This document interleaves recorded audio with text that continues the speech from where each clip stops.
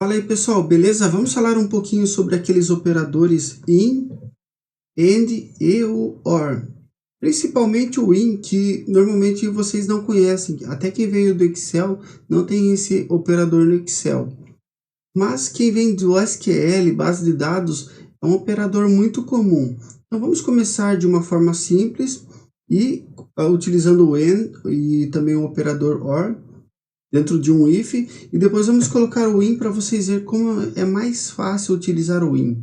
Em alguns casos, em outros casos vai ser o and ou o or mesmo. Mas quando você estiver fazendo a sua análise, a sua fórmula, vai poder julgar qual que é a melhor opção. Mas é um novo operador para vocês que ainda não utilizavam, vão ver que ajuda muito. Então vamos aqui na nossa tabela de Order Reviews e vamos nesse Review Score. É uma classificação de 1 a 5 que os clientes fazem para a compra que eles tiveram. Então vamos pegar aqui, assim como vocês fazem na Udemy, por exemplo, para um treinamento. Então vamos criar uma classificação dizendo assim: 1 e 2 são ruins, 3 e 4 razoável e 5 é bom, por exemplo.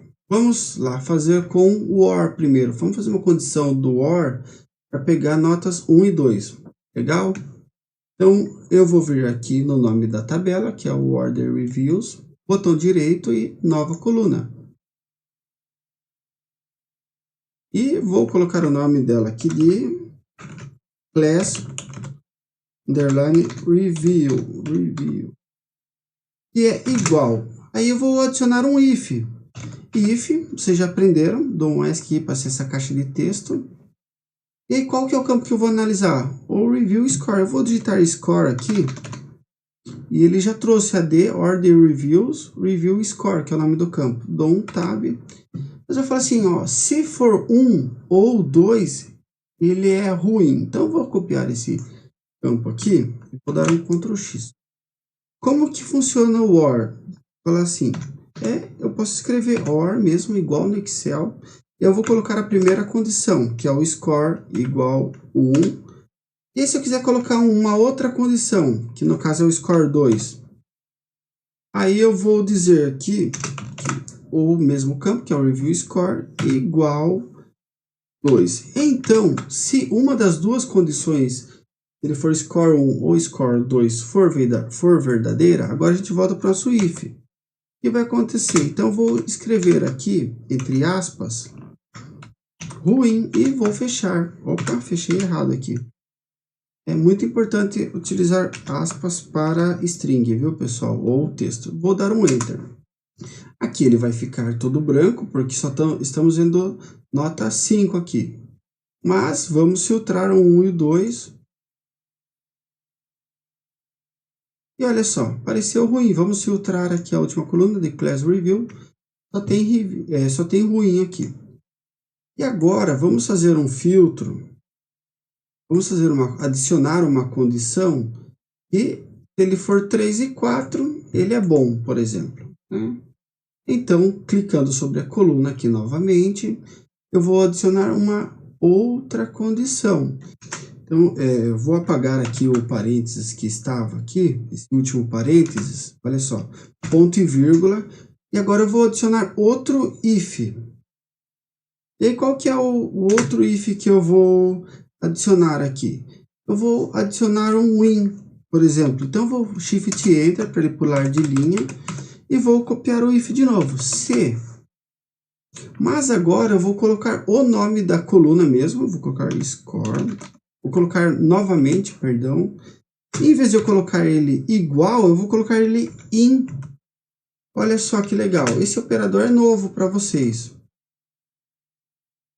E aí, qual que é a diferença dele? Eu tenho que colocar esse colchetes. E aí eu vou colocar aqui, que valor que eu quero? Aqui o 3.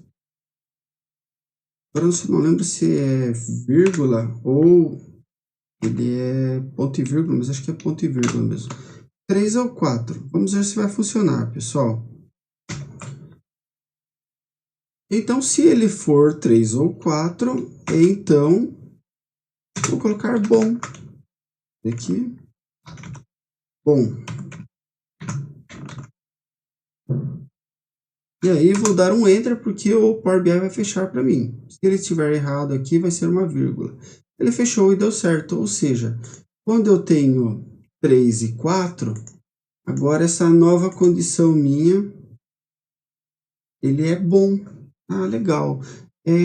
Vamos só colocar a condição do 5 aqui.